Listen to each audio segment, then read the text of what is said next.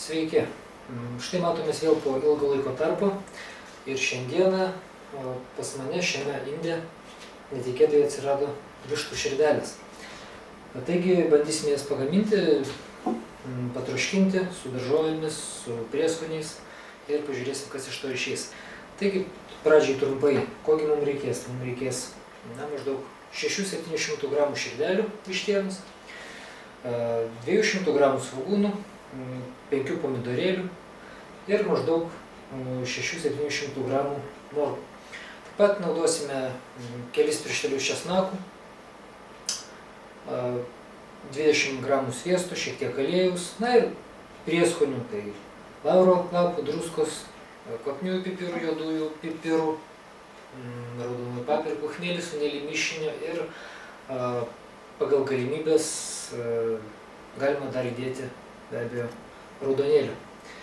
Tai va, pradžiai širdeles, aišku, perplauname ir pradžiai mums reiktų atsikratyti būtent šitų visų, kaip sakoma, gyslų, riebalinio sluoksnio, kuris yra širdelės viršuje, kur jungiasi aorta.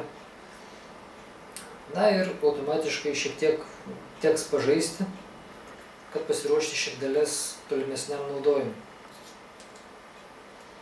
Paprasčiausiai tiesiog įmame, nupjauname viršutinę dalį. Viršutinė dalis, čia yra tokia jau nelabai kokybiška ir apskritai sunku pasakyti, kad tai yra kažkokia tai mėsa, nes jūs tiesiog atiduosim šunim, liaudiškai tariant. Tai va. Tai pradžiai susitvarkome su širdelėmis, na ir toliau matysime, kas iš to viso išeis. Taigi pjaustome širdeles išilgai.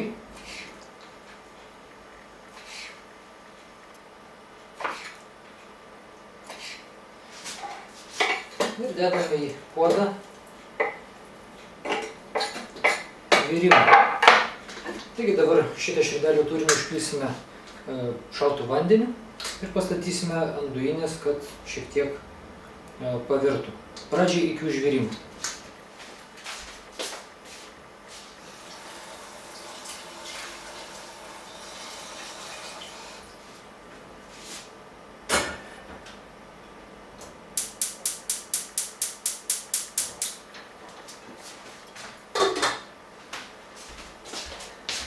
Kol mūsų širdelės užvirs, pasiruošime svogūnus, tai yra susipjaustysime pusžiedžiais.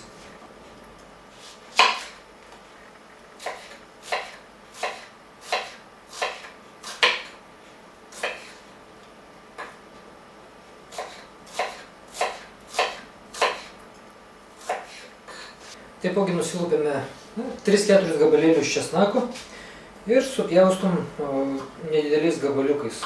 Na, per daug smulkinti tikrai nereikia.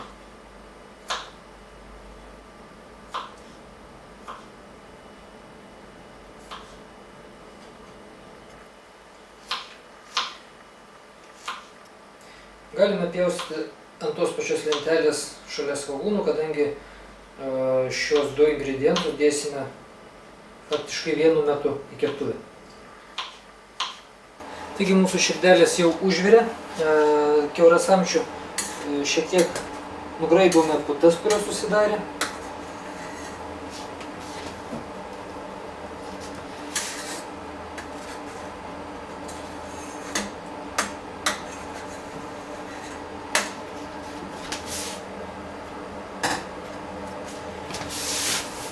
Į šį verdantį vandenį dedame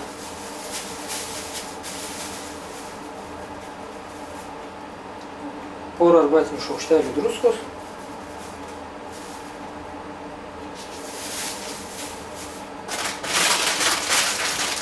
lauro lapų šiek tiek ir keletą kvapiųjų pipiriukų. Taigi uždengiame dangčiu ir paliekame širdelės virti iki tol, kol išvirs, na tai grubiai maždaug 10 minučių. Per tą laiką tarkuosime morkas. Na, manau, kaip tarkuoti morkas, sakyti nereikia, šitą dalyką, manau, sugeba visi, taigi nemažas pas mus kalnas tų morkų, teks pasidarbuoti.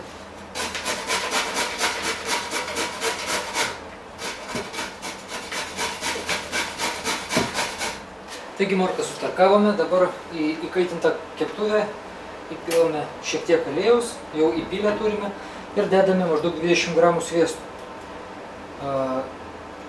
Kol sviestas tirpsta, lydosi, nupilame nuo išvirusių, reiškia, širdelių sultinį į kažkokį galbūt indą, arba jeigu nenorite, galite išpilti visiškai. Mums reikės grinų širdelių, reiškia be vandens, be sultinių, kurias mes dėsime į šitą būtent sviesto ir aliejaus mišinį.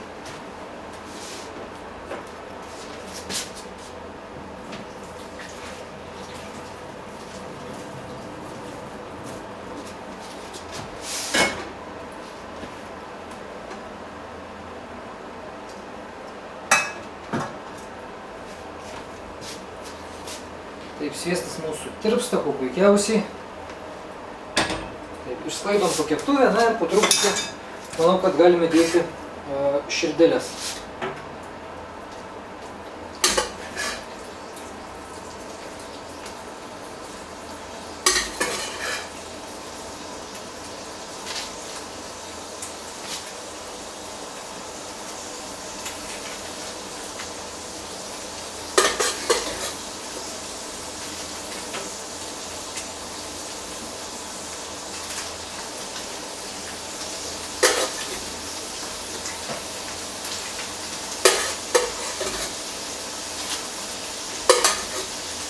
Keptuvė mūsų yra špižinė, kaista gerai, tad ugnį sumažiname iki minimumo, kad nepradėtų viskas, sakoma, degti ir kepti anksčiau, negu kad mums reikia.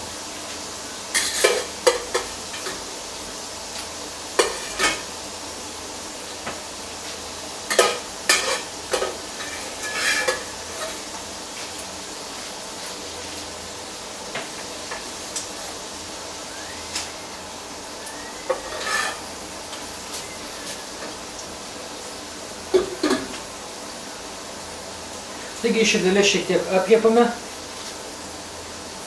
Toliau dėsime česnakus mūsų supjaustytus bei svogūnus. Taigi šiek tiek širdelės apkepę, dedame svogūnus ir česnakus.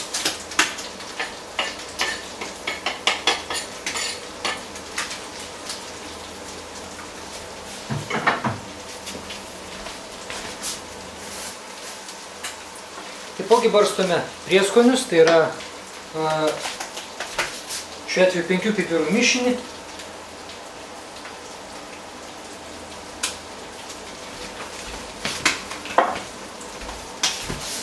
Raudonąją saldžią papriką pagal skonį, žinoma, apskritai prieskonių šiuo atveju galima nepagailėti, bus tikrai skaniau.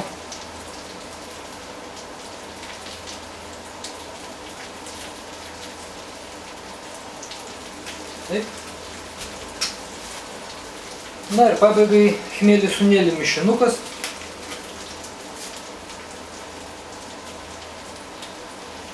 Taipogi beriame pakankamai gausiai, iš akies. Sugadinti, manau, nesugadinsime. Aišku, saiką jausti reikia bet kuriuo atveju.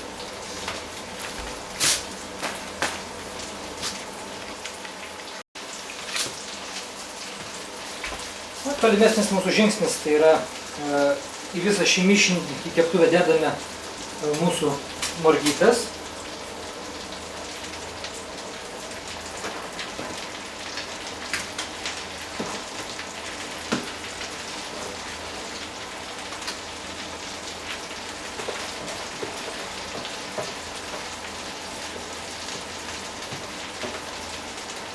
Iš tiesų gavosi visko tiek daug, kad vos telpa į keptuvę. Galbūt reikėjo imti mažesnės proporcijas. Ir dabar kažkaip bandysim visą šį gėrį permaišyti, kad viskas pasiskirstytų daugiau mažiau tolygiai. Taigi, belieka tikėtis, kad neišgrius pro šoną ir stengiamės visą tai padaryti kiek galima atsargiau, švelniau prilaikant.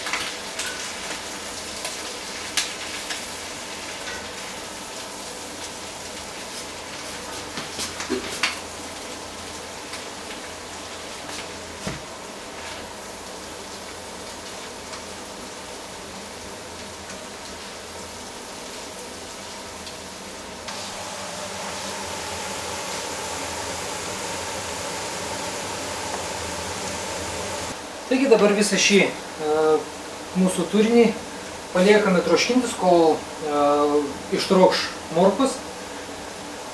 Taigi pridengiame viską dangčiu. Taip. Ir einame pjaustyti mūsų 5 pomidoriukų, jie jau buvo nulupti.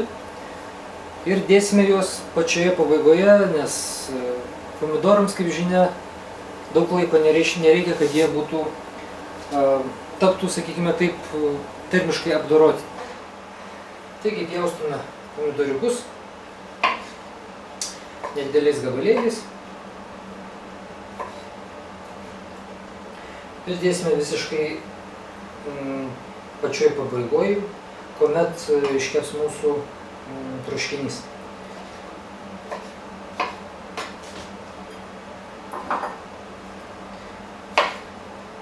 Bei pomidorus galima lupti, galima nelupti, kaip jau norite. Tie, kurie nori lupti, kad lengviau būtų, galite pradžiai juos nuplikinti verdančiu vandeniu arba šiek tiek tokiame pačiame verdančiame vandenyje pakaitinti. Būtent luobelė tokiu būdu nusilupa žymiai lengviau.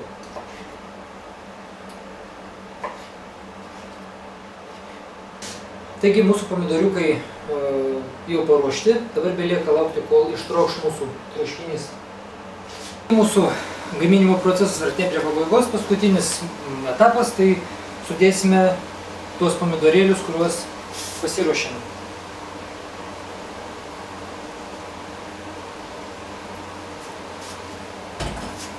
Viską permušome.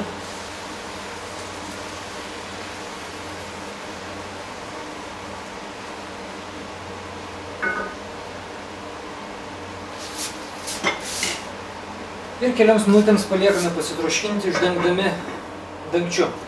Taipogi šį patiekalą patiekdami galite pagardinti petražolėmis, krapais, galbūt kažkokiais kitokiais žalumynais.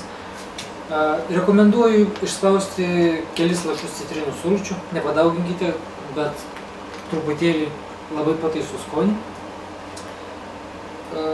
Garnyrui patiekite keptas bulves, įvairias galbūt daržovės, agurkus. Manau, kad šis derinys turėtų būti optimaliausias. Taigi dar kelios minutės ir eisime degustuoti, kas gi mums čia gavosi. Tikriausiai atkreipėte dėmesį, kad filmavimo metu nedėjau raudonėlio prieskonių į mūsų troškinį. Labai apgailestauju, tačiau dėl neapsižiūrėjimo šių prieskonių paprasčiausiai neturiu. Bet jūs būtinai įdėkite, nepamirškite.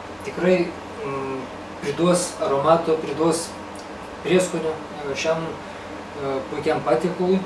Taipogi ragaukite, visada, jeigu trūksta, įsidėkite druskos.